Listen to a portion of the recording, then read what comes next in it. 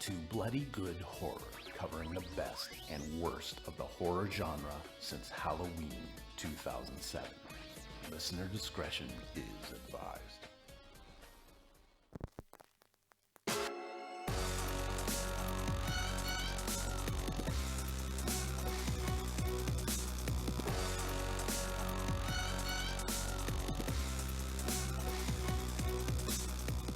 Hello, everybody, and welcome to another exciting episode of Bloody Good Horror. My name's Eric, and I'll be your host for this evening, where we will be reviewing Hold the Dark, a feel-good Halloween time movie for the folks at home. Joining me tonight, first up, coming to us from Manhattan, New York City, the business manager of Bloody Good Horror. Please welcome John to the show. Hello, Eric. He's forsaken the V-necks all of a sudden. I'm a little taken aback by this sudden change. It was a crew neck kind of morning. I'll tell you what, though, that shirt looks crisp and white. That looks like a new undershirt. Oh, no, this is an old one. Wow, you just don't Old sweat. but comfy. Yeah. Like, Next. That's how we Can't think of describe anything. Casey. Yes. Next up on the show, old and comfy himself, coming to us from Indiana. Please welcome Casey. Hello. And last up tonight, he drinks beer, he runs, he is our very own Keto Guido. Please welcome Joe to the show. I know you're not technically doing keto, but I'm going to use the opportunity to say it anyway. I get like in my head that I want to do something and then I just go overboard, so I just stop eating altogether. Yeah. What's your but, diet? you know. Well, I drink a case of Diet Coke a day, and that's about it. Today Coke I've Zero, had, excuse me. Yeah. I've had 2 eggs and 3 brats, and that's here I am. Well, we're all pulling for you, Joe. We're here I'm tonight. Down 15 pounds, but I feel like shit. Are you really? Yeah. Nice, go you. We're here tonight to talk about Hold the Dark, you guys. This is a Netflix exclusive, John Schnars. That's I think it did get it got some theatrical release as well, which a Netflix streaming exclusive. straight and only to Netflix. Yeah. No, it's a trend though. I mean, Amazon, Netflix, these guys are putting stuff in theaters because it's the only way you can be eligible for Oscar nominations. I haven't. Ooh. It's funny. I have been thinking about these digital streaming only platform movies a lot lately because, like, Because you work on a movie podcast. Well, but it's kind of worked out with our, like 2018. We did less theatrical stuff this year. For anybody who's new, like we used to do much more, and at the beginning of this year, we kind of had to have a little like come to Jesus moment, where we're like, okay, if we're gonna keep this going, like we're all old AF. We can't be like at the theater every week. So Yeah. we're we just Have you heard of Protection? Just to be clear, I voted for not keeping it going. Totally independent of this stuff, though. We kind of just decided, like, let's just start doing more, what we refer to as like video picks, and then like I'm really thinking of it, and it's like this kind of rise in these sort of prestige streaming funded movies has sort of been a boon for us because it's helped us get a lot more good material without having to go to the theater. Oh yeah. Yeah, I mean, when we go back through it at the end of the year, which we will do. Oh, it's going to totally bone our list this year, but that's okay. Well, but I would say in general, the average quality of the direct to Netflix things is like, it's still not quite to the theatrical level, No, 100%. Yeah, 100%. Some of them are good. We'll get into it, but like a lot of these movies, and I don't know. There's part of me that might argue that about this movie, but when the stakes are such, I feel like a lot of these producers just look at scripts and go like, yeah, sure, whatever. Well, sure. Yeah, we'll get into it. I think It seems like it's a movie, really good right? point. He looks at the guy next to him like this is a movie, right? Well, This is definitely made. Yeah, let's make it. The point I will make later, we don't need to get into it now, but Jeremy Solnier or people like him are actually like the perfect directors for those kinds of deals because he's the kind of guy, like, he doesn't want the studio fucking around with anything, and he's probably happy to sign a check from Netflix and just be like, sure, like, I'm going to make this thing. Absolutely, and then, he's Yeah. sort of a reliable hand, can work on a budget, has some genre chops, and yeah, totally. I agree. I can see the dude from Mandy. What's his name? Panos doing that too. Whoa, have you seen so I just saw a photo of that guy for the first time in this article that John sent. He looks like a Bobby Moynihan character. Yeah. You did not research him when we were talking about it last week? Yeah, No. he's like a Muppet basically. He looks crazy pants. Yeah, Panos. John, tell me about this article because it kind of dovetails into this thing we're talking about with this stuff. Well, so we talked about Mandy last week. I think I should look this up. I believe Mandy was released like 2 weeks ago in theaters, and there's actually been a couple of interesting sort of like quote unquote headlines, and who knows how much of this stuff is PR, how much of it is real, but there's definitely like a little bit of a trend right now in that Mandy is having a bit of a moment, right? And so the article I sent you guys right before we hopped on was from Business Insider, so you know they're sort of known for publishing any nonsense that crosses their paths, inside the business. I mean, they know their way around some business, but but apparently, so the whole idea, so the company that released Mandy, it's either RLJ or RJL, if one of you guys is still looking at it. Sure. They're a distribution company that specializes or has kind of found a niche in day and date stuff. So meaning stuff that hits streaming or direct to VOD at the same time that it does a limited theatrical. And so they put Mandy in 75 theaters the weekend that it came out. And it was also straight to DVD or straight to VOD. That no one buys DVDs anymore for the most part. But what happened, and so the idea there is like you really just use the theatrical release and some of the buzz around theatrical to just generate more word of mouth for the actual VOD streaming, which is where you expect to make all your money. They put it into like a bunch of the Alamo draft houses, things like that. Well, it just sold out everywhere, or it sold out most places. And so now they're actually finding themselves in this weird position where they want to each week dial back. So they're in 75 theaters. The next week they were in 70. And this is actually like week 3, I believe, of release. And they're actually seeing so much demand for theatrical tickets that they're now considering expanding it, which is either something they had never done or were not super interested in doing to begin with. Kind of blows my mind. Like, you know, I almost feel like some of it is more just about curiosity with that movie. Like, it's a very much a word of mouth kind of movie. I also think that any Cage performance in anything decent these days gets a lot of nerd buzz because people just enjoy that. Well, so I think there's a lot of movies that if you went with a similar strategy, you could see them, even like we talked about it last week, but Mom and Dad, which was the other sort of like Nicolas Cage, kind of low budget, like let's hope that him acting crazy gets us a little bit of buzz.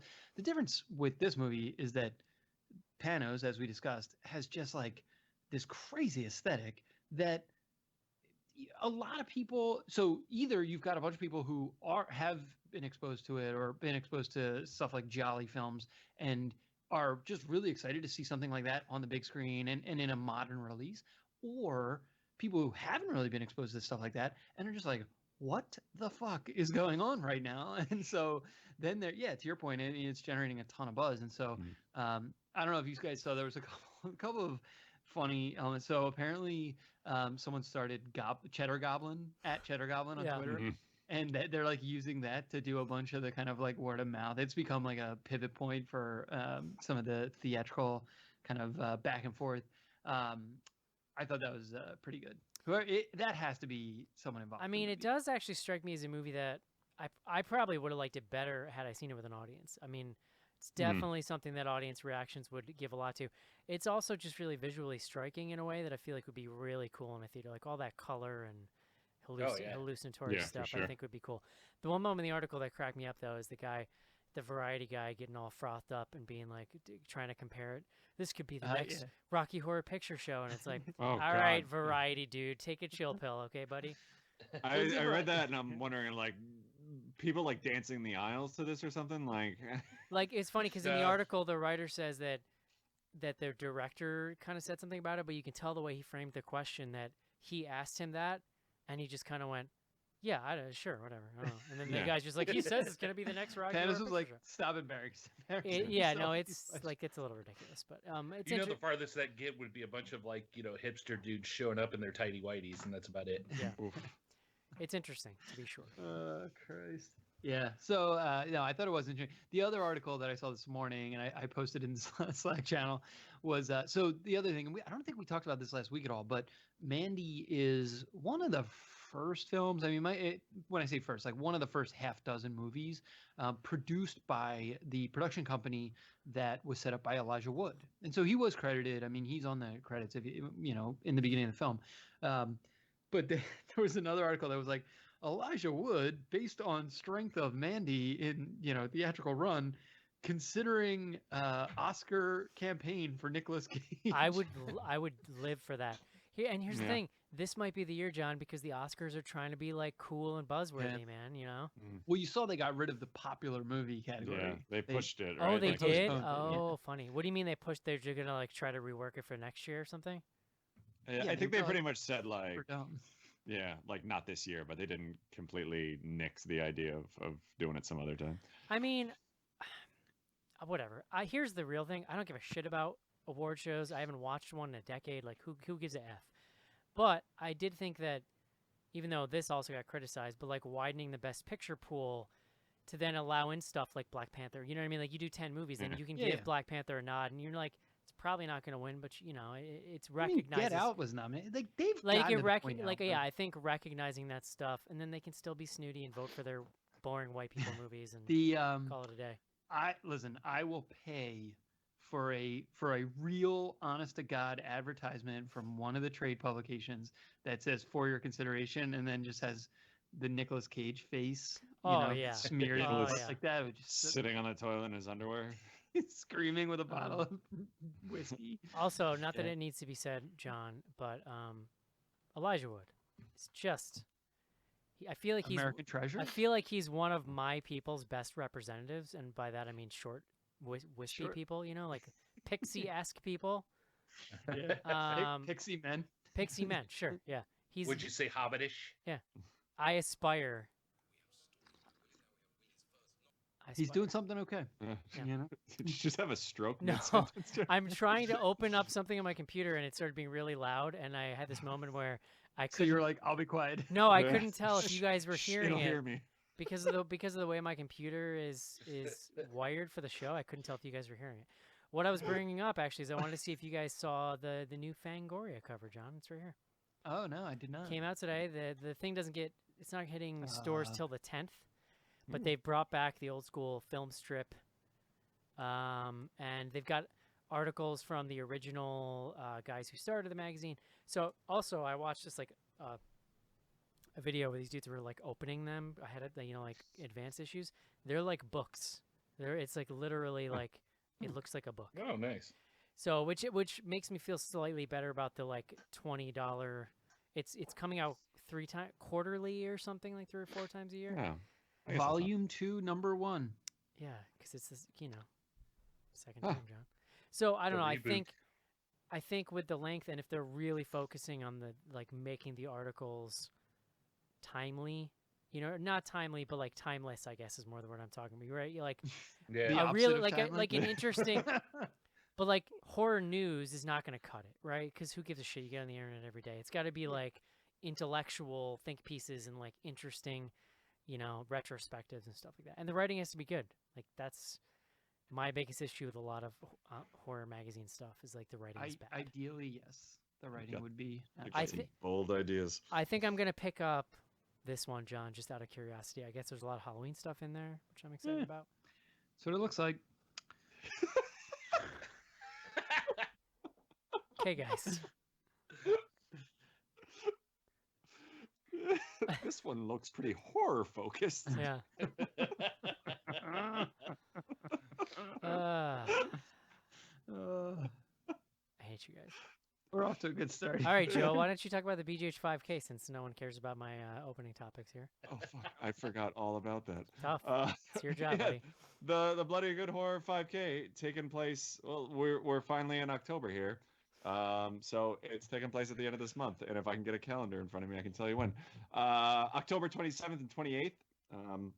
Pretty much what you're going to do is go out, run a 5K, track it with whatever running app, Runkeeper, Nike Plus, or whatever.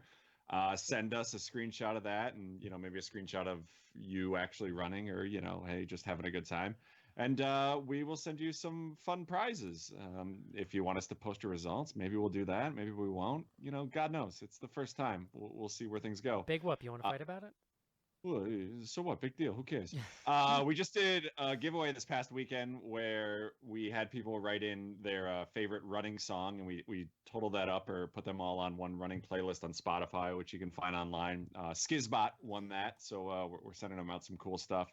If we have time, we might do one more giveaway before the actual event, but everybody that participates is going to get something, and it's totally free. It's kind of our way of giving back.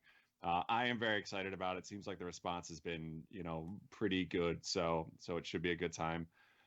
So again, yeah, the 27th and 28th, details are up at bloodygoodhorror.com, or you can also find on Facebook. We have an event going, and it should be a blast. Yeah.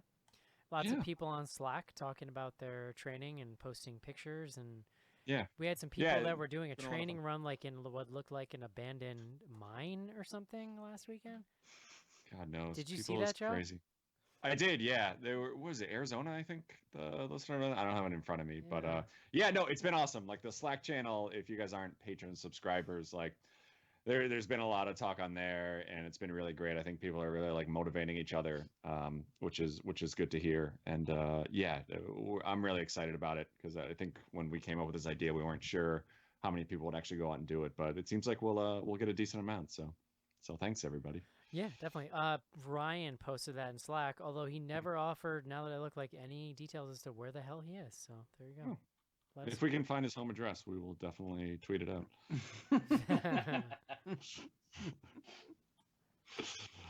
Oh, Christ.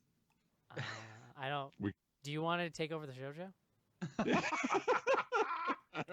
It seems like you're preoccupied. You're torpedoing everything I say here, so. Why don't you give us the beer, Joe? I was about to say, I'll introduce that. Beer guts. Welcome to the Joe Show, everybody. Joe's going to take us through the rest of the show tonight. Look, this is honestly what people have been waiting for 10 years. So, Hold the Dark, a fun slapstick, you might call it, rom-com. About some wolves and some kids getting eaten, and just awful things happen up in the Great White North. Or is that Canada? Is that what they call Canada? It's Alaska. This takes place in Alaska.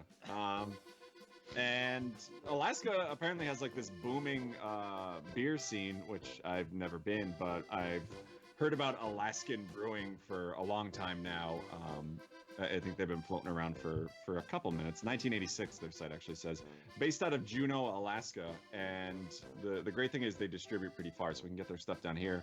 And I picked one of their more popular beers. It's called their Amber. And this, creative. John, I think you're going to like this one, because I think the style will hit home for you. This is a alt style beer. Which I assume is, big on your radar. I don't know if I've actually done an alt beer before, but it's German in origins. I looked it up, and the first line of most of the descriptions say, a Dusseldorf special, which I thought was... So this is pretty much a German-style brown ale is how it's described. Alt means old in German. And that apparently is like a reference to the fact that they actually age this or ferment this in whatever your fermenting vessel is for a lot longer than you do your traditional ale. Normally it's about anywhere from like 2 to 3 weeks. This one, there's no like sort of set period, but it goes for a while, and usually in colder temperatures. So what that does is you actually get a lot more of like a crisper, like almost lager type taste to it. It's still, a little bit on the darker side. It looks like a brown ale that you would, get here in the US. It definitely has like sort of that malt characteristic to it, but it's a lot more sort of easy drinking. So it's perfect, I think, for like this fall, where we're kind of like transitioning here, where it's still kind of warm, still not. Comes in at only about 5.3% alcohol, so not super high. So again, decorate the house and have 8 or 9 of these. And yeah, I mean, Alaskan Brewing, everything they put out is great. They've become super popular over the years, so it's nice to kind of see them getting a lot of recognition. AlaskanBeer.com is their website, and definitely check this out if you can get it, and check out all their beers if you can. Have you decorated yet, Joe, for the season? I have. We were like second to last weekend in September. I was out there putting stuff up. Nice. I'm very excited. Yeah, Leslie is really great about going to like Target and the other stores like a week after Halloween. That's the just time to buying a go. bunch of stuff. Yeah, 100%. It's like crazy, the markdowns, because they just want to get rid of that shit because it's not going to be the same next year, and they need to get the Christmas shit on. Last year we got one of those. You've seen like these projections that people do in their window, where it looks like Santa Claus or like stuff is like walking around your living room. We got one of those for like $9 at Target. So. Yeah. So I don't know if you guys remember this last year, but I had decided that I wanted to be one of those people with a Halloween town, with just like the little figures like houses and whatever. Oh yeah. You mean like the Christmas town? Sure, but like Halloween, like that. little Halloween miniatures, whatever. But like, I don't want to spend the money because it's ridiculous, and like I just can't look at myself in the mirror and spend that much money. But we did exactly that. My wife went to Michael's like the week after Halloween and just bought all the stuff on clearance. None of it matches, but it's awesome, and I got so excited. I got to like start. So I have like a start of a little town, and then I figure like every year I'll just go buy more crap and just like add to it, We do the same thing with our Christmas village. Like every year we'll get like 1 or 2 things after Christmas, and it just builds up, and now it's gigantic. There you go. Crafting. It's the start of crafting with the folks from Bloody Good Horror. Start of a journey for me, Joe. Yeah. So there you go. All right, guys. Let's take a quick break and review Hold the Dark. This is it, Jennifer. Your big break in TV. Up the prime time, bitch. Main feature. John Schnars. Yes, Eric. I bet you're pretty excited about all the Yale news this week, like just taking the heat off of Duke. Yeah. Wait, what's John's going just on like, at Yale? get him.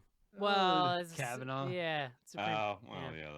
I mean, none of it is. It's like, were you surprised? Like any of this, were you surprised by? Or? Also, I don't know if this made news beyond here, but he had been teaching a class at Harvard that they discontinued. Yeah. That would have probably not gone well for him. Probably not. Next year. No. It's like there would have been like 4 like white dudes showed up like, can't wait. Let's get into it. John's Let's be honest. Boston, like, maybe. John's watching the news Sunday morning and all Duke stuff with his Duke Tervis, and they're talking about Harvard, and he's just like, Yale, and he's like, yeah, go get him. Get him. A Duke representative's giving a press conference, just says, he didn't go here. Yeah. We would just like to announce that he has never been here. Oh, you guys. It's been a week, man. God damn it. I was just getting back to It's only Tuesday, Eric. I was just getting back, but like, I mean, last week, I guess, too, but like, I was just getting back to the point where I could actually listen to news. It was mostly just NPR. But then now all of a sudden it's become completely unlistenable, and I just I texted a buddy, and I'm sure like I'm not the first person to say something like this, but I think we're like living in the prequel to Handmaid's Tale at this point. Oh yeah, that's how I feel. Like no, totally. when they were just like gonna vote him through, and you're just like, really? Like we're just gonna do this now? Yeah. Like what is like we're gonna have to look in the mirror. I've taken to going to Erica, formerly of Night of the Living podcast, for like information. Like literally, I'll send her a message and be like, "What does this mean? How do I feel about this?" Yeah, by the way, if you guys don't talk to her, she's amazing. Like she will break everything down for you. I love it. I'm sure she is. Yeah. There you go, Joe. Yeah. Political activist Joe Choners. Well, I've been to some Eric, you really took this to a dark place. Thanks. Let's talk about Hold the Dark. That's where we are, John. That's where this movie is, right? I feel like that's apropos of this movie. Just take it to the darkest recesses of humanity. Yeah. Right? Oh yeah. Well, Jeremy Solnire he's a chronicler for these times, I would argue. So John Schnars, you went to the deepest, darkest recesses of humanity, and you came back with a word.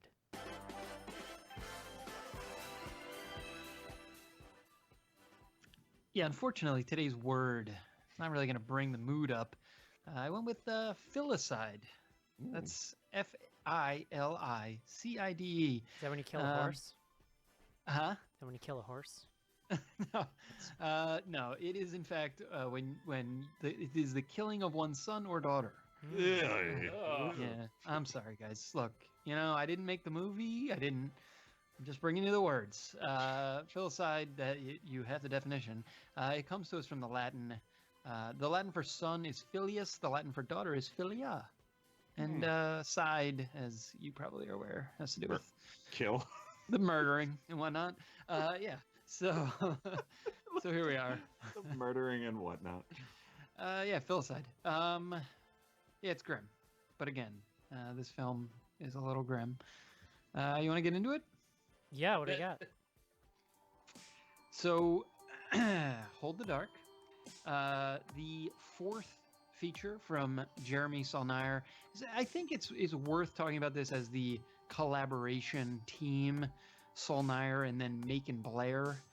Macon Blair wrote the screenplay here. He's written or co-written on all of the screenplays for the Saulnier films. But for reference, most recently Green Room of 2015, Blue Ruin 2013, and then I actually learned when I was doing a little research that he directed Murder Party way back in 2007. That's so yeah. So the film is set in Alaska, as Joe mentioned. It really opens with we see a mom watching her son playing outside. We see a wolf sort of come into the frame, and then sort of smash cut, or not really smash, but just fade to Jeffrey Wright. Are you gonna go over every transition in the movie? Yeah. Well, I'm gonna give you all of the different cuts. Cut. Someone looks Cut at someone to- else. Cut. Yeah. So Jeffrey Wright plays Dr. Core. I think he's a doctor. Core, they call him Core. He is a wolf scientist / like wolf chronicler. He's like a wolf author / scientist. Yeah. We see his apartment and he just has like wolf paintings I'll all over. tell you which- what, John. I love this guy. He's like the best part of Westworld, I feel like. And Oh, he also that's part of like most movies that he's in. he I made would me feel argue. better in this movie because we have the same beard. Like his beard when it gets long is just like mine. It's just like a crazy crow's nest of curls and like not just madness. But he's still rocking it, John. So I'm Yeah. He is playing just a broken human being in this movie. But he's this wolf researcher. He has written a book, and the mom has read this book, and she writes him this letter. And the movie sort of opens with him reading this letter about how wolves have taken her son, and she wants him to come to Alaska and essentially kill the wolf. That's what she's asking him to do. But really to just like find answers for her. And she explains that there's been multiple children taken by wolves in this town. And so he shows up on in this town, and to call it a town is strong. I mean, it's a holler. It's like yeah, it's like 8 trailers in a circle, basically. Yeah, it With is some like dumpster it's fires in the middle. it's a future ghost town, basically. I mean, look, they don't give you a ton of background into John, what's going on. have you ever watched Alaska State Troopers? No. If you have, then you'd be intimately familiar with this kind of. Oh, okay. Joe, so, you've never alright. seen that show? Oh, absolutely. Oh yeah, it's amazing. I'm a fan. Also, Bristol Palin is now on Team Mom OG. So, Is this related? yeah. Yeah, I mean, I would say so. The town is called Keelut. It's never like they don't give you a ton of background, but it's essentially a former sort of like Inuit community, or like most of the people living there are like Native American / sort of like Native Canadian. I don't know. It's Alaska, so I guess they're Native Americans. Definitely not Canadian.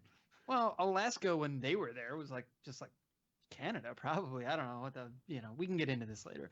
But yeah, and so this mom, she is not Native American. She's like a white lady living in this town, and she basically explains that her husband is in Iraq, and she really just feels like she needs to get answers about the whereabouts of her son before the husband gets back. So Jeffrey Wright, he's just super broken. he's estranged from his family. He's estranged from his wife. He's estranged from his daughter. He's basically just like fully committed his life to wolf researching. He's written this book, and in the book he describes how he. when you say it out loud. Yeah, It's a real sounds pretty good. hardcore Wolfie. Sounds good. No, in the book he describes killing a wolf, and that's really what made the mom. Her name's Medora. Riley Keough is the actress. She reaches out to him because she wants him to kill this wolf that took her son. So he actually obliges and goes out in the woods and is like sort of stalking these wolves. He's not super good at it though. It's also I don't know. like, He finds them pretty fast. He finds them in a he day. does. Yeah, Well, but like he shows up with like no boots. That's like, what I was gonna say. Yeah. He wasn't even prepared. well, it's I mean, it's he's winter not in a Alaska. yeah. He's not a tundra expert. He's just Yeah. they have wolves all over. Yeah, but you got to think you spend time in the wilderness with wolves, and you're going to Alaska. It's probably going to be cold. I mean, Well, he might. listen, He as- might have just expected they would. as outfit him. someone who they don't literally, really. as someone who hasn't owned a pair of boots in like 15 years, he looks prepared to me. They don't really say like where he hunted the first wolf, so it literally could have like gotten loose in a mall and he tracked it down. It was in Miami. There's not much. But I no, shot- so he goes out. He shot it in the zoo. It could have been more- like at a Timberwolves game and like got drunk. My point was more like he's like watching these wolves through, and he sees them eating a baby wolf. Essentially, they're committing filicide. I don't know if animals can do that, but they're eating one of their young. He's watching them sort of from a distance, and then he just trips and falls.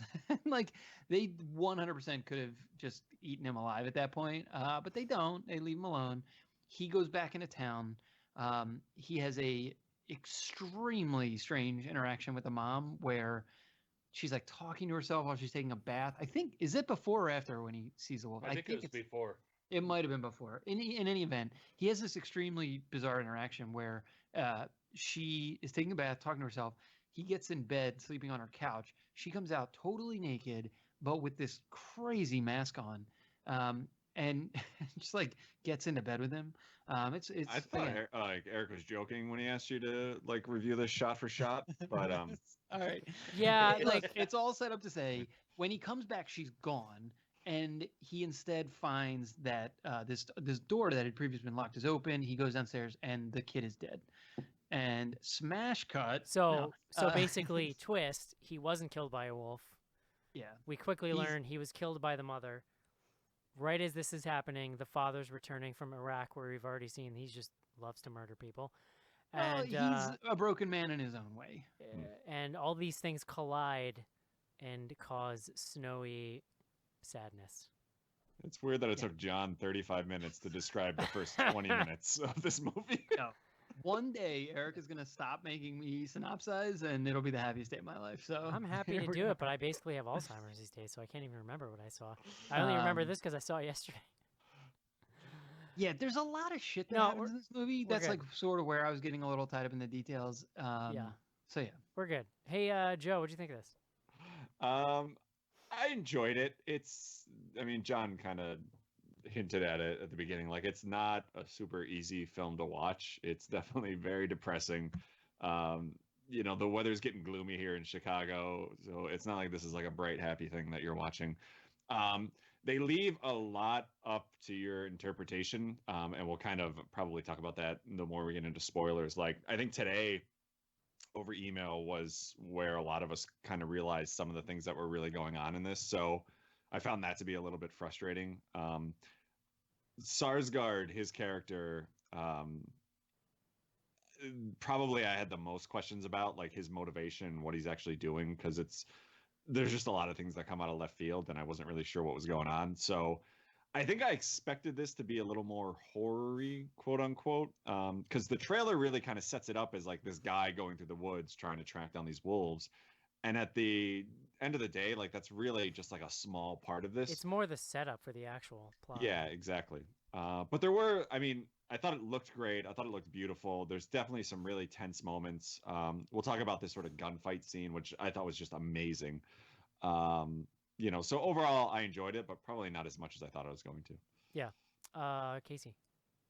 So I'm pretty familiar with Saulnier's films up to this point. I saw Murder all the way back to Murder Party. I've seen him. I've been a pretty big fan. I would say in his au revoir. Blue Ruin is my favorite by far.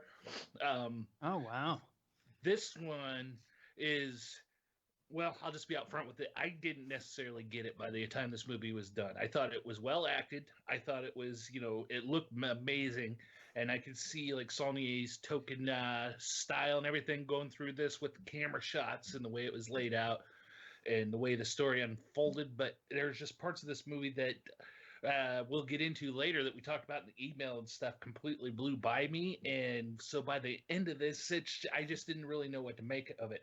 Now, to its credit, I did sit there for the entire 2 hours. I didn't fart around on the internet. I didn't fart around on my phone. I sat here and paid attention to this movie, and it sucked me in. It's just by the end of it, story-wise, I don't know that I was still with him.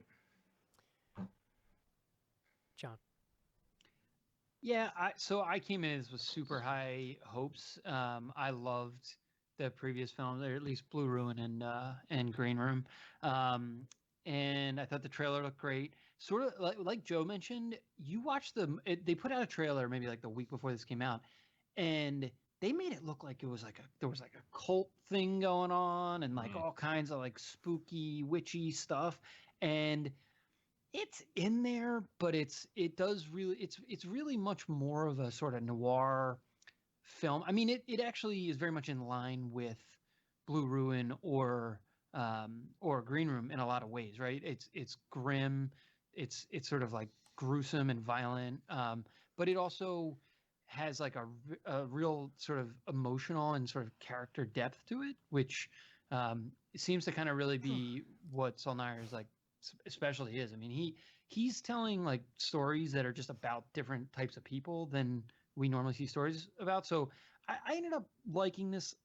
I would say I liked watching it. I definitely had some issues with it. I think the more I've sort of like thought back on it, I've liked it a lot more. And as you guys mentioned, like the direction to me is really top notch. Specifically, the cinematography or sort of just the shot selection. I think the script is probably where I had the most problems. Otherwise, like the acting, all the actors here are great. They got a lot of, a couple of the bigger roles are played by sort of like Native American actors that it had a like legitimacy and sort of like an authenticity to it that was, I don't know, I just really enjoyed that. So I think I'll be in the pro camp for the rest of the show. Oh, okay. Yeah, I'm kind of on the fence. I don't know. I mean, like, here's what I will say definitively. It's a mega slow burn. Like, you have to be ready for some just drolling, like, slow, depressing stuff. That being said, I think what's impressive about this movie is that it doesn't give you a lot to hang on to, and yet it's really engaging. Like, I'm with Casey. I was, like, tired last night, not feeling well. This thing is 2 hours, which, as Joe and I discussed last week, not okay. Inappropriate. But how dare he? But like I stayed with it because what this guy does so well is he is really good at making you feel the weight of every moment. Like every moment feels important. I think unfortunately what happens as the movie goes on is like I don't think it gives you enough breadcrumbs to kind of decode what's going on. And to compound that, I think that there are no real character arcs and nobody really to connect to. Like, ostensibly, what's the guy's name? Bernard Shaw? Is that his name? Russell Core? No, the main Jeffrey dude. Wright. Jeffrey Wright. Oh. Who's Bernard Shaw? Who is that? He's an author. playwright. Oh, where the hell did I come with that? But no, I like don't know. he should be your main character, but he, as far as like a human being goes, is kind of just like a rock. Well, like there's yeah, nothing he's- much to engage with there. He's really, in some ways, nothing more than the lens with which you can view the movie through as an outsider. Absolutely. But he's you the spend, observer, right? Like but- he's our entry point into this like weird. But it world like that's going also on. tries to have it both ways with this daughter subplot that really is kind of an afterthought until the final moment of the movie when I'm expected to have some kind of like emotional weight to that. You know what I mean? And I just feel like I don't know. I think that this script is probably intentionally maybe not confusing, but just like ethereal and sort of almost dreamlike, and it's intentionally not giving you pieces of information that you kind of need to piece it together. But I think that combined with the just depressing, droning nature of it, something about it doesn't come together to me. Like I just think it's a little, the screenplay in particular feels a little half baked, and I think that John, you mentioned it was written by somebody else, at least partially. Well, Macon Blair, he's like his longtime collaborator, Yeah, the directors. I feel like his directing elevates the material, and I feel like there's a core of something really interesting there that just doesn't come together. And a lot of it's hard to, it's impossible for me to separate this movie from Green Room. You know what I mean? Like, listen, it's unfair to say that every one of this guy's movies needs to be that good, but at the same time, like, this is your next movie after Green Room. Green Room is like an all-time suspense thriller. It's like my butt is still recovering from the clenchiness of that movie. It is so frightening. And then here comes this like airy, ethereal kind of thing that just lacks the punch of that movie, and on top of it doesn't really accomplish anything else as well. And so to me, it's like, I didn't think of it a lot during the movie, but after the movie, that was disappointing.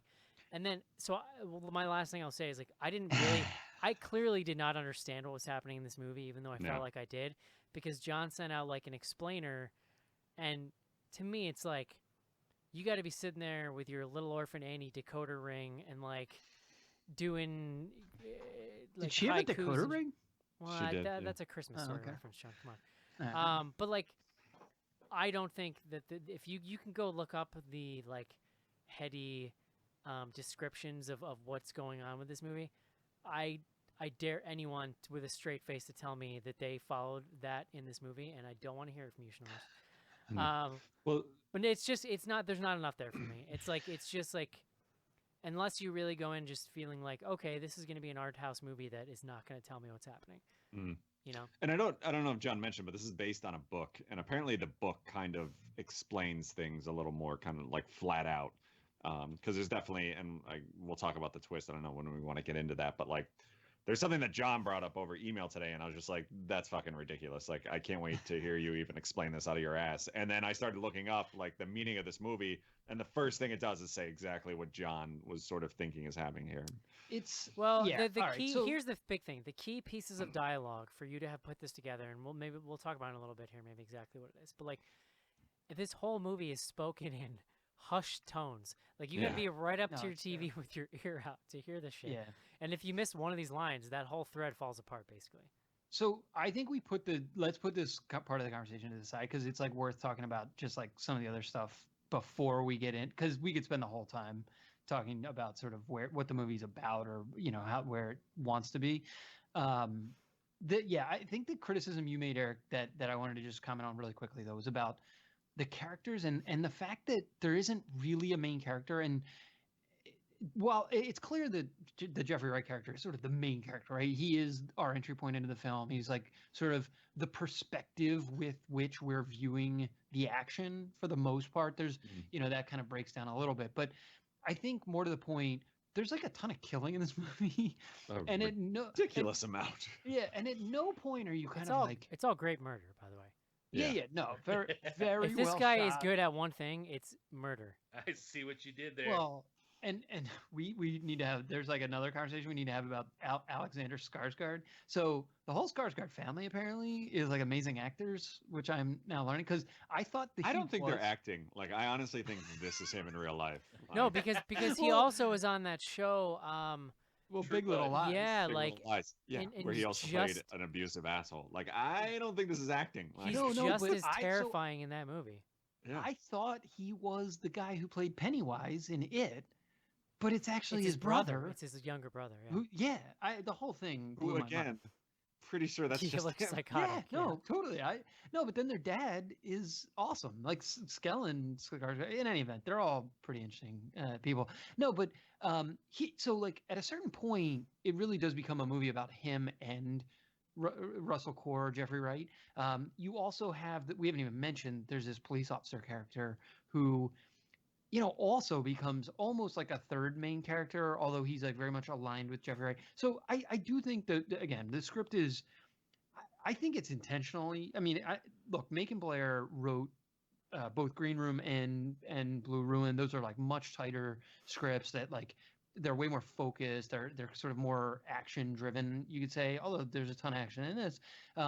So he's capable of like, getting to where he wants to go. And I do think, to Eric's point, like it's an intentional decision they made. Like they wanted this to be more languorous, more, you use the word like ethereal. Like there is an element here of it. Did you guys ever see the movie Insomnia? Yeah. There's like the remake and then there was the original one. Like there's a little bit of that kind of element of when you go to Alaska and you're just like, it just fucks with your head because of how long the night is. He does an amazing job of really setting up the day-night stuff. Yeah, well, and it just, even if it's not explicit, it's conveyed, like you feel it when you're watching the movie. There's a lot of like the sequence, there's like a sequence where there's like a really big murder sequence that actually doesn't involve the Alexander Skarsgård character. And it's like sort of shot in like twilight almost. I think it's full daylight, but the lighting is just really interesting, and that it's true throughout the entire film. So it's all very deliberate and sort of intentional choices. But yeah, there's an element that the through line to it, the pull is not 100% there at all points in the movie, if that makes sense. Well, because like at certain times you're just like, what is this movie about?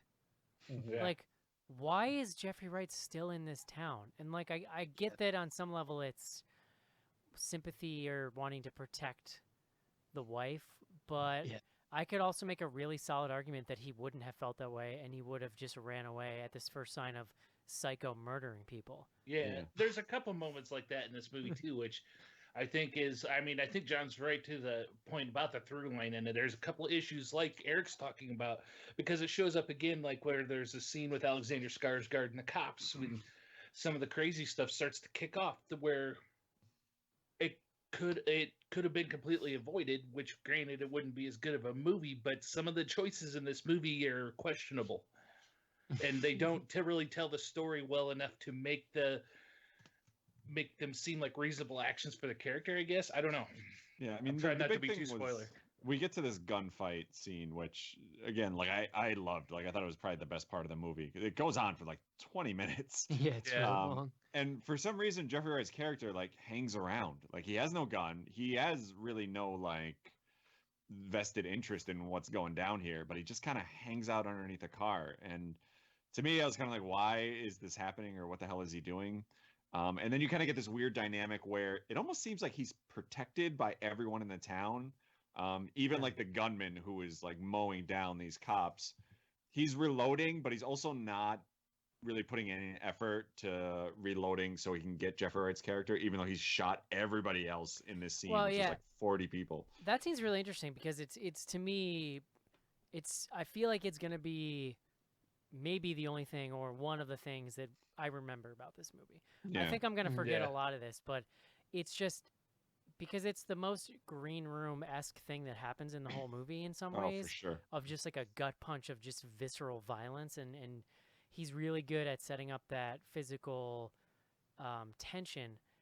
But then like at some point you're like, how have these people not eviscerated each other? I guess like when he finally gets up there, you do see that the guy's been shot. Yeah, like a bunch of times. Well, he's basically dying at that point. Yeah, but it's just like I do think though, to John's point about the authenticity, I think they really nailed that. Like, I think that what I've learned from Alaska State Troopers, John, is I think that I could not wait for this. No, but I think that there's like clearly a camaraderie in these towns where you're sort of in it together, and you even see it with the sheriff. Like, even though he knows people are doing something wrong, it's like he gives them a chance, or he reaches out to them because they're all family in a weird way, and it's like this is like a different way of life out there, you know. Well, so this was like one of my favorite parts of the movie, is sort of what you're getting at, and that is that even though so the character who goes on the major killing spree, or kind of holds himself up and does like a, I don't know what you want to call it, but Cheon, he's played by Julian Black Antelope. He's like, I thought he was one of the best parts of the movie because he has this element of he doesn't like have that much dialogue, but just like his physical presence. And so he has that sequence that you're describing where the chief comes to him and is like, hey, guy, like, we're just Alaska friends. And, like, why don't we talk about this, like Yeah. Alaskans do? And what that reveals is that there's actually, it goes deeper than that, right? Like, Keelut, this town that they're in, has like 10 friggin' houses. And they almost think of themselves as like the real Alaskans. And that the police, which are from, I can't remember the name of the town, it's like on the side of the cars, but it's like quote unquote big city, meaning it has like 5,000 people in it, Yeah. and they're just like, and he kind of has, I can't remember exactly what he says, but it's something along the lines of like, look, like, you never give a fuck about us, so like, don't come in here and like pretend you want to like have a conversation now. Well, and his power there is limited, and you see that. But he like straight out threatens him. Like, he says, you don't want your wife getting a call, pretty much implying like you're gonna get killed if you stick around here. And then sure. like That's a scary threat. Well, but and Like, just that wording, the yes. way he says it is really like, whoa. oh yeah. the Boy, no, but boy, and this that's is where bleak.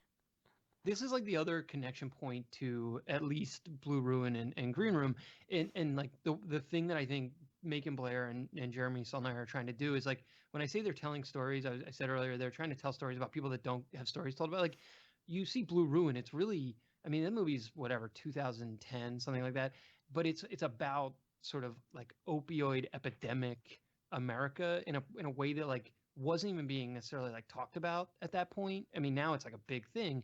Similarly, Green Room is about sort of, white supremacist rage and what that can manifest like in sort of remote parts of the country. And this is like almost the most extreme, right? He's like, not only are we in Alaska, and not only is there like some crazy shit going on potentially with wolves, but there's also these like Native Alaskans, or Native Americans, who feel like the people who also live in Alaska in some tiny ass town and deal with the same nonsense all the time, like, aren't even as close as they are to the sort of like, I don't know, real Alaskans. Like, he hits on something there that, I don't know, for me that was really interesting. Again, it's not like a main part of the film, but ultimately it does become pretty important to like where they go toward the end of the film. The even, sheriff like, was kind of my favorite character. It may have just been his mustache, but I liked the way he played that as sort of like, all of this is just such a hassle for him, but he's very delicate about it all the same. You know what I mean? Like, Yeah. he still approaches them respectfully, even though he just takes nothing but shit from these people. I was gonna Yeah. say, like, if there's one character that you could probably latch on into this, it would be the sheriff. Totally. Because you do get, like, you see his home life, you see he's dealing with a bunch of rookies at his job, like, he's just trying to get by, and like, he knows that he's gonna get shit when he goes and confronts this guy in his house, but he's just trying to like get things solved. Like, if anyone I felt like you could relate to and actually wanted to see progressive a character, it was him. And we do kind of yeah. get that for a decent amount, but then you kind of get to the ending, and I don't want to spoil things, but We'll get Thing- there. We'll get there. things happen. Yeah.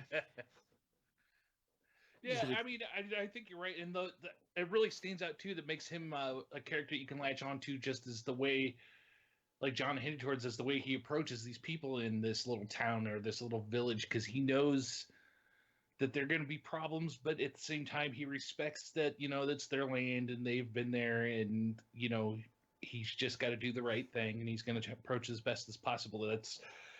He really does stand out as the most likable character in this flick, with a lot of other problems. Should we talk about the Sarsgaard relationship with his wife? Yeah, I mean, I feel like we got to go there. You ready? Yeah, Eric? go ahead. Grip it and rip Yes. it, John. So the the explanation for this film, the sort of By the it's way, weird we even should specify the internet explanation for this film that you won't get by watching the movie.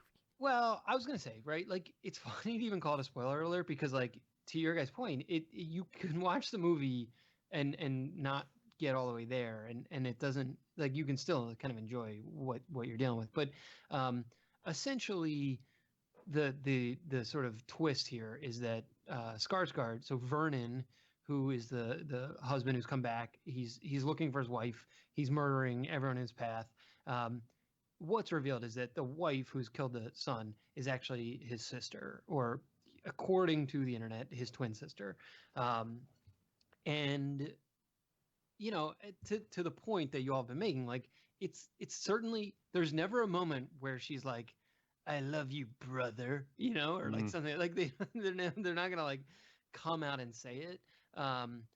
But you know, so just to like close out the final scene, and Joe sort of hinted at, our sheriff friend and Jeffrey Wright's character are basically racing to find the wife before the husband does, because they're sort of like worried about what will happen.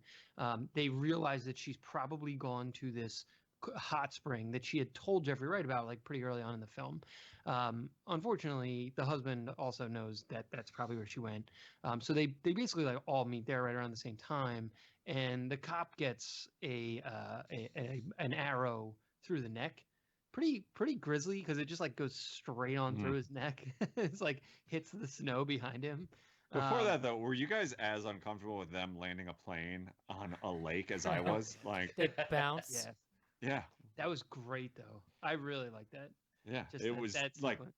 I've never watched a movie where landing a plane was that tense. Like, Yeah. But so they land this plane on a frozen lake or something, and then the police officer gets killed. Jeffrey Wright kind of goes in and confronts them, and what we see is the husband slash potential brother wearing a wolf mask, a different wolf mask than she had been wearing earlier in the film, and he basically starts strangling her and lifts her off the ground, and you're like, oh, okay, he's like gonna kill her, and then she removes the mask while he's strangling her, and he stops, and then they just start kissing passionately. He shoots. I can't remember. Does he shoot him before? In any event, he shoots Jeffrey Wright, but like non-fatally. It's the only time in the film where he's like shot at someone and they haven't been immediately killed. And so they then walk out and sort of leave Jeffrey Wright alive. Jeffrey Wright is found by wolves. Again, he's spared by the wolves, and then is found instead by a group of sort of Native American women, who then sort of revive him. And the final sequence is then him with his daughter in a hospital bed. So, yeah, I mean, you know, we've talked about it a little bit. To me, I totally agree that the twist here is interpretive. Like there is not. There's no way you watch this movie without, as Eric said, sort of like hearing every like whispered word. And even then, like it takes a little bit of like, okay, what the hell's going on here? For me, there was like, I did get there. I didn't, the whole like whether or not they're twins thing is like, I don't know. There's certainly no way to know if they're just regular brother and sister or twins. I mean, does it make a difference? No, it doesn't. I mean, it kind of does. Twins are like more related than just brother and sister to me. Well, what's funny to me is because like the other thing, and I didn't mention this in our email, but like the thing that I was thinking about while I was watching this was the Lannisters from Game of Thrones. Yeah, totally. And like, you know, they are twins, you know, and there's like, so like that's been mined a little bit, at least in Do you think about this a lot when you're watching movies, John? Like, is it the first thing that pops in your head? Like, yeah, like, I wonder if they're related. No, there's, I mean, look, we don't need to like kind of catalog it. If people want to read about it, or I would say watch the movie, but then if you want to read about it after, like there is like a couple of good explainers on the web. There are hints that are dropped through, like, basically anytime the husband or the wife are interacting with people and we see them interacting with people, and I'm not talking about Jeffrey Wright, because Jeffrey Wright again is sort of like the like interpreter of everything that's happening, but when you see them interacting with other people in the village, or when the husband is coming back and hunting the wife and he interacts with like a lot of different people, they all sort of mention shit where you're like, wait, what are you talking, like there's always like a little bit of like weird stuff that comes up. See, I didn't catch on to a lot of that stuff that was the hints. Now, the early hint, there's a point where he asked where, I think Jeffrey Wright asked her when he first shows up where she'd met her husband or something like that, and she said she's kind of always known him and he's always been in her life. And talking about that was kind of the first big hint that we talked about, which for me, I interpreted it as they're in this tiny little village with 10 houses, and so there was no question she was never going to get away from him, because that's the only choice she had, really. Because they were stuck there. There was that part where the sheriff did say, "Oh, now that you're back from the war, I bet you can't wait to bang your sister." Yeah, I mean, that's... But again, it was sort of mumbled. That's why, like, everyone just, I don't know, nobody else treats it like there's anything weird about it, other than the fact that just everybody in this movie is kind of weird about everything. Well, they're really the only two white people in this town, so I mean, they could just assume that's what white people do. Yeah. They probably didn't know, though, right? They probably didn't know. I don't know. I mean, they had a kid. It was a white kid. Like, you kind of put two and two together. Well, and something must have happened to their parents, right? Like the parents at some point had to know something, and the parents are referenced at a couple times, at a couple points. So, yeah, look, it like again, I wasn't even like 100. Like it was like it's the only thing when you finish the movie and you're like, what the fuck just was going on there? There's enough hints, or there was like a few hints, and then when you start to think like, what the hell's going on? Like, it is one of the things that explains most of what's happening. It does help things make sense in retrospect. Do you think this was a sequel to The Green Room, where these two were part of the skinhead gang that got away, moved to Alaska, realized they're all around Native Americans, and said, well, we have to keep the race pure. We might as well start breeding with each other. Follows. Oh, Christ. Yeah, no, I get that. See, that's a through line, John. Yeah, There we go. I dig it. Anything else you want to talk about, John, before we wrap up on... What was the significance of the masks? I just think there was a lot of things that related to the wolves, and like it was just a way of kind of tying that together. Yeah. Well, there's a lot of talk, too, about...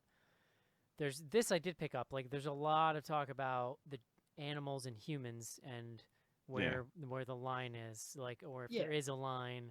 Like, our main character is very clear that he doesn't think there's much difference between wolves and humans, right? And so and I mean, this is where like the comparisons even between the town of Keelud and then where the police are from, you know, there's even like a pack mentality going on in Keelud. Like this is what you see with the I could see that the crazy guy, or you know, even like at one point the sister says, or Jeffrey Wright's character is explaining that his daughter moved here because she wanted to get the Alaskan experience, and she's living in this city, and the sister wife says that's not Alaska.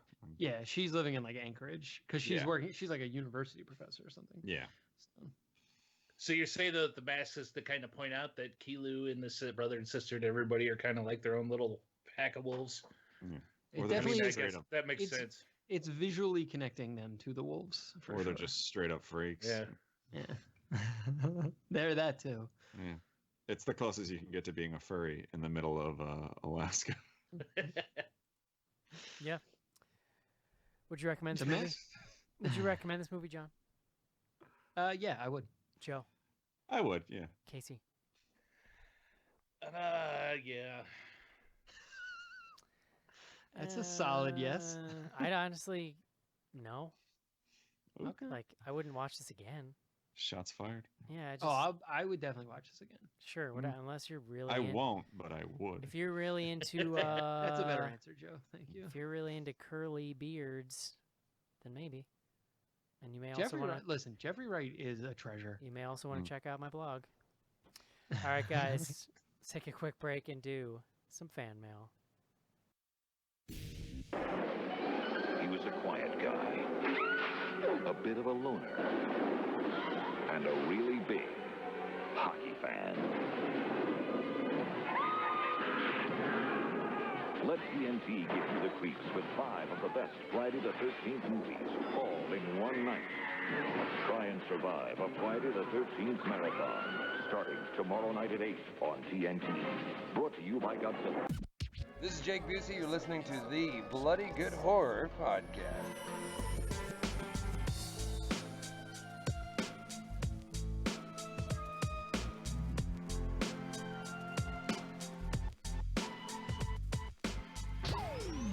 Send your emails to info@bloodygoodhorror.com or hit us up on Twitter at BGHorror with the hashtag AskBGH. And don't forget to pick up back episodes of the show at podcast.bloodygoodhorror.com.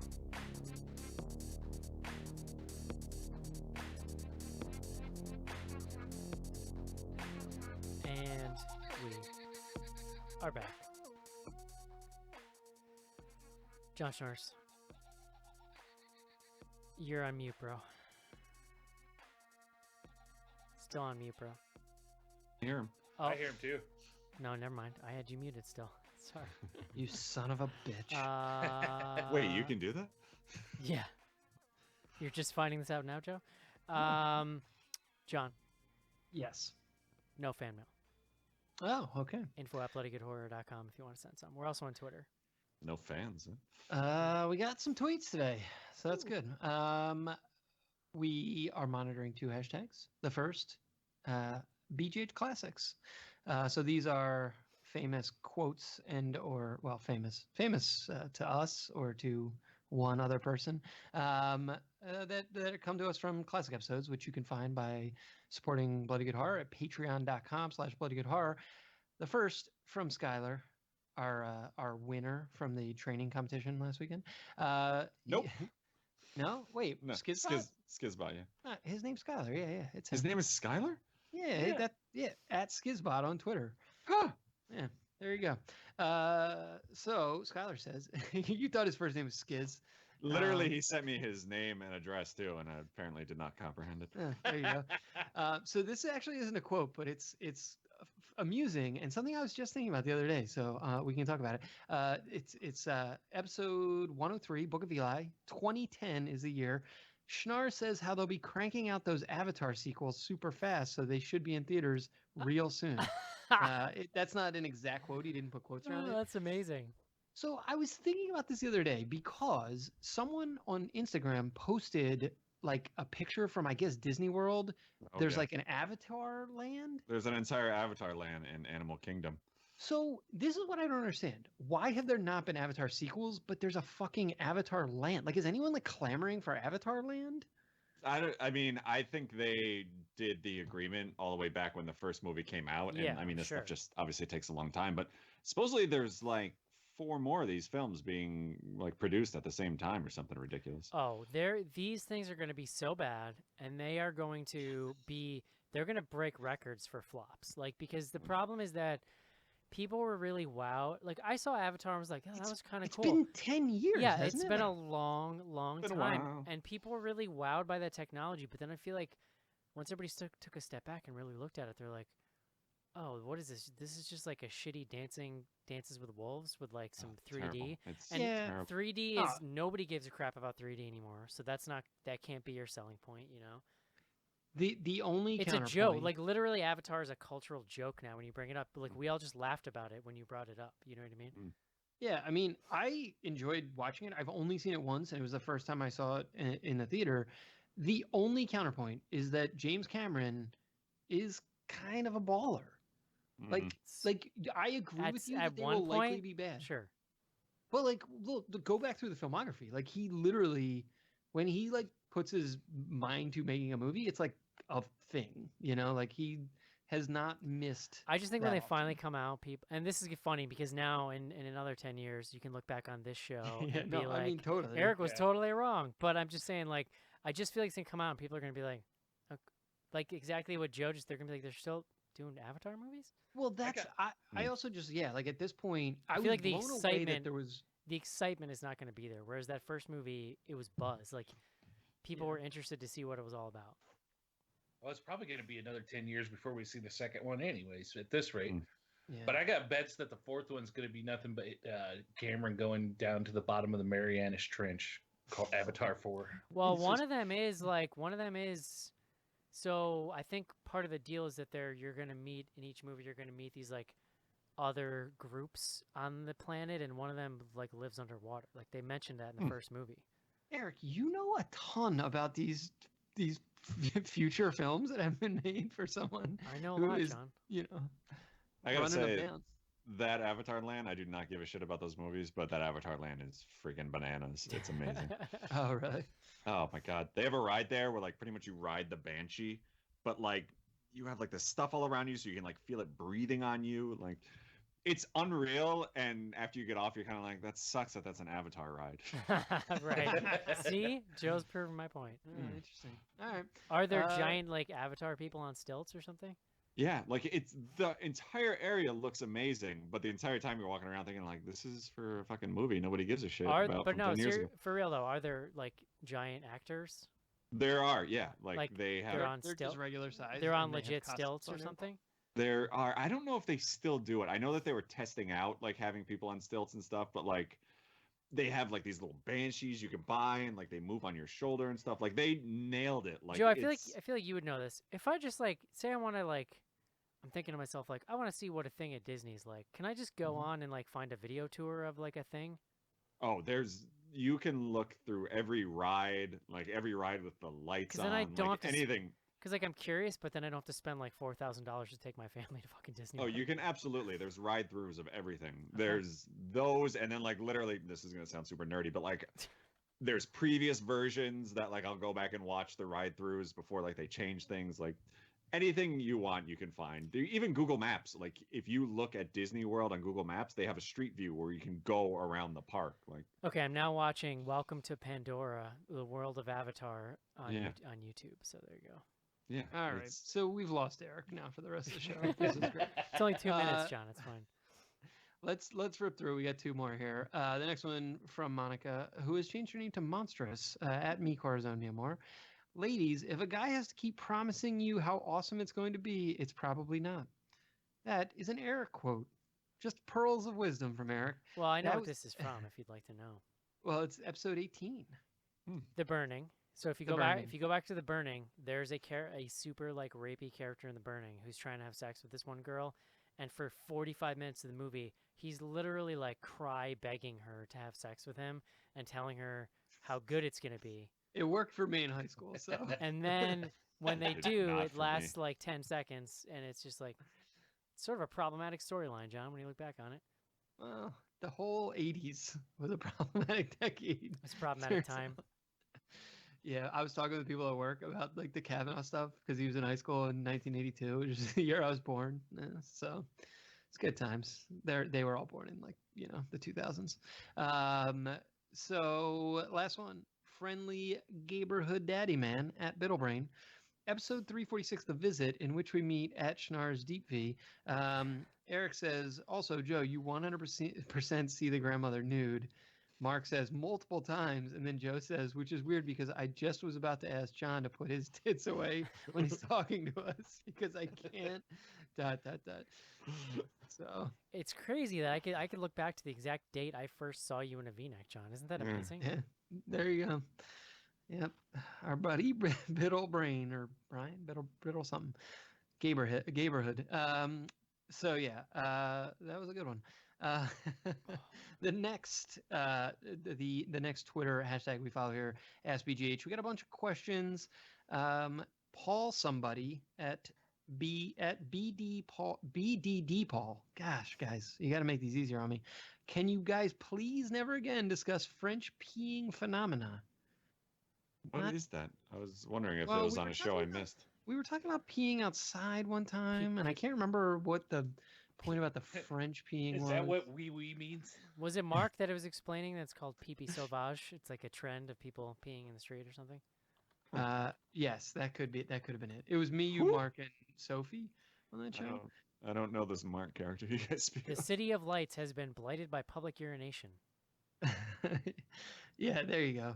So A lot of wine, so I assume. we agreed we'd never discuss it again, and we're moving on. Cody, that's at Stovall Cody 42. He says 1-2 Gritty's coming for you, Eric.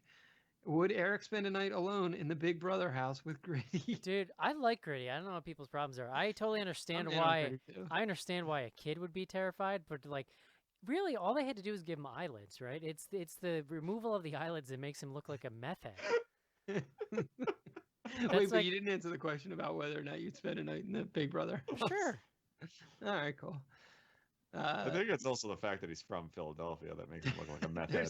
You know what would be really freaky though, because like if so let's say let's assume that Gritty is a thing and not a person in a costume, right? So Gritty has no State of mind. He has no eyelids, right? So you'd be like in the Big Brother house, laying down on beds facing each other, and he'd be sleeping with his eyes wide open, and that's a Staring at nightmare. Eric, you've been thinking about Gritty a little bit. It sounds like so. I don't understand why people have a problem with him. I think he's great. No, I love Gritty. Obviously, I'm from Philadelphia, so I'm predisposed. But Oh, there believe was a me. great video of We know. Gritty. Well, he went to it might have been the last Phillies home game, and sort of danced with the fanatic on the dugout. It gave me the warm feelies. So yeah, Gritty. The next one comes to us from Craig at 4Color Craig. Does Joe like Logan Marshall Green more knowing he's a Mets fan and a horror lover? Does he? That's actually how he wrote it. Who is Logan Marshall Green? He's the guy from Upgrade.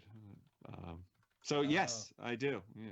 Yeah, his Oh, Twitter poor- picture has him wearing a Mets jacket. Poor man's Yeah. Tom Hardy. Yes, exactly. I mean, it's crazy how much he looks like Tom Hardy. It's not even like a Schnars thing. Well, he also changed his Twitter name to Logan Monster Green. Christ. Is this your guys' first that- Halloween on Twitter? Are you mocking him, John? Is that Yeah, a little mocking bit. thing going on? I don't know. Are people changing their? Is that like a thing, Casey, that Yes. people are doing? Oh, I don't Every year. I mean, John. Okay. I mean, I've people. never noticed that. I'll be honest. with you. John's like a legit person that doesn't use social media, with the exception of like occasional Instagram. It's actually kind of amazing. Well, no. When I read the Twitter tweets, it's the only time I go on Twitter anymore. So, yeah, and I'm on Instagram. So, okay, the next one, Will Vodka. Comes to us from at me Carzo Miamor, which now that Casey has made the point, I understand why she's changed her name to Monstrous. Will Vodka Schnars make an appearance before the end of the year? Mm. I would say unlikely. It's not appropriate for a father of three to drink vodka on a weeknight, typically. I don't know. I mean, vodka schnars, I feel like is like a watching a pot waiting for it to boil. Like you can't stare at it and make it happen. Like it just Yeah. It's got to happen organically. it happens in the background, and then all of a sudden you realize that your night is fucked. Yeah, that's fair. Okay, good You still times. have a year under those, so maybe you'll get surprised. That Yeah. is true. Maybe my wife will take the kids on a trip and I'll get ripped up. So the next one comes from Skizbot. He says, so who else never ever wants to live in Alaskan wilds? I thought it looked like a delight. Although I thought it looked pretty nice. I would live there. I'm I not don't know if gonna I would live in lie. Kilu. I'm not gonna lie. The isolation, I think I could get into that, but I'm not. I don't think I could handle the sun thing. The like no sun. I think that would kill me. But I think I could get used to it. The first year would suck. I like Trader Joe's a lot. yeah, they don't have those there. it's a fair point. I bet you next they one- have them in like Anchorage, Joe, like in the city. Yes, but it But doesn't I don't seem know. like an Yeah, thing. you got to take one of those ice planes, Eric. Not to bemoan it, but I've watched a lot of Alaska State Troopers, and it kind of seems like a wide awake You don't nightmare say. there. It does, yeah. Like it's just all like meth and alcoholism and like domestic violence, basically. That's Like, does that's that my show have a plot, understanding. or is it just cops set in Alaska? it's cops set in Alaska, but it's fucking crazy because it's Alaska, and so like like they talk about how during the months where it's just sunny all night, it's pure chaos because everyone's just up drinking all night because they don't want to go to sleep because it's light out. Because they're hoping they get drunk enough that they can fall asleep. And then while guess it's what? fucking light In the out. time of year when it's dark all the time, they just drink all the time because it's dark all. You know, like has- there's has nothing anyone- to do. There's no jobs. It's terrible, John. Has anyone marketed blackout shades up there? I feel like that could solve like half of their problems. I don't know, man. What was that show in the 90s where the doctor like moved up to Alaska? You know Northern what I'm talking about? exposure. Yeah. I think that was the last time you ever saw Alaska like in a fun light. Yeah. Yeah, maybe. It was a great show. The next one comes to us from at Bad Attitude for You, now going by the Drunken Undead. Monster. What's sexier, Naked Wife in Wolf Mask or Peach Fuzz? And why is it Peach Fuzz? What's The sad? Naked Wife in the Wolf Mask was really sad.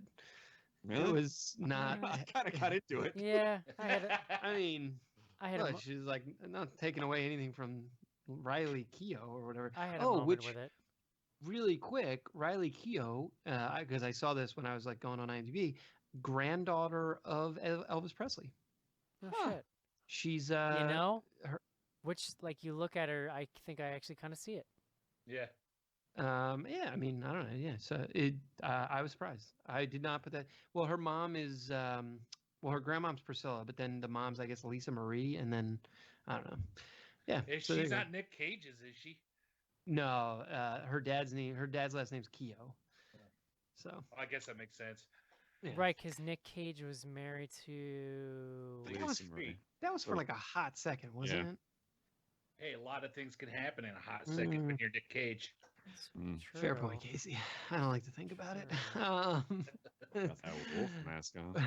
we got two more here. At Lycanthropology, that's October. All the littles gonna be for Halloween this year. I think Are we have- ready we to have, reveal our Halloween plans? we have like a witch costume that our little one will be wearing. Yeah. Yeah, Mia's gonna be one of the Incredibles. Nice. Like, which she's just gonna dress like a random Incredible, or is she gonna be one of the specific? She's the daughter, but they all look the fucking same, right? Like what's? Fair point. I think it's just like one Incredibles outfit. Yeah. So did I tell you guys what I'm planning to be? And I'm planning, meaning I've started to look for the costume, but I'm worried it's going to be too hard to put together, and then I'll probably A just do present something. father. Is anyone familiar with with Paw Patrol? No. show Yeah. Paw- More than I So- would like to be. The I'm gonna go as Mayor Humdinger, who's the bad guy from Paw Patrol. Bad guy is pretty loose. But yeah, I'm pretty excited. And then I think James has been back and forth. Recently, he's been telling me he wants to be one of the PJ Masks, but I'm trying to get him to go as one of the Paw Patrol. What's a pups, PJ mask? So PJ Masks is a show on Netflix. I'm pretty sure it's originally French, and I only know that because when you see the credits, they're all French names. But it's like any of these superhero or it's like Paw Patrol. There's three characters and they have It's on superpowers. Nickelodeon, isn't it? I don't think it's Netflix, right? Well, I mean, he watches it on Netflix. I don't know. Okay. I didn't realize they had it on Netflix now. Is it on Nickelodeon? I didn't know if it. It's either Nickelodeon or Disney. Schnars, I think it goes without saying I'm gonna need pictures of you in this costume. Yeah. Oh yeah, dude. If I can pull this costume together, because there's a lot going on. What? I'm gonna it'll Google be it. all I'm over gonna the Google it. internet. What's it called? Mayor Humdinger. Oh yeah, Disney Junior. Okay, there you go. Oh, nice. Yeah, I could see this. Yeah. Very The nice. real question is whether my wife's gonna let me grow a real mustache or if I'm just gonna buy a fake one. It's pretty aggressive. So I'll have to buy- John, let's be real. If you were gonna Yeah, grow that You're mustache, running out of time. yeah, you needed to have started in April. Oh no, dude, no! I would need to start right now, just to be clear. no, but- there's no time, John. Are you kidding me? Yeah. No, it could get long enough. I could. You've only got a month, John. All right, last one here. Well, do you guys wait? So, Casey, do you have a Halloween costume from?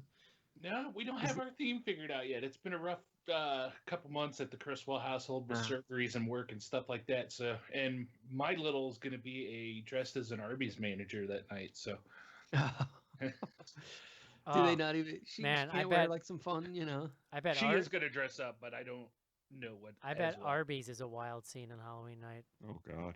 Oh, you betcha. Ay, ay, ay.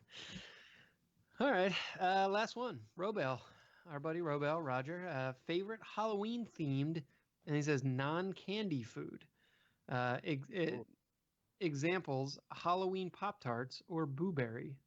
Oh yeah. I mean, I love the triumvirate of Yeah. 'cause- I would say this over the last couple of years. I've become a big fan of the candy corn M&Ms. I really, Oh, I don't know if I've ever I've never had those. that. I really dig candy corn. I really like candy pumpkins as well.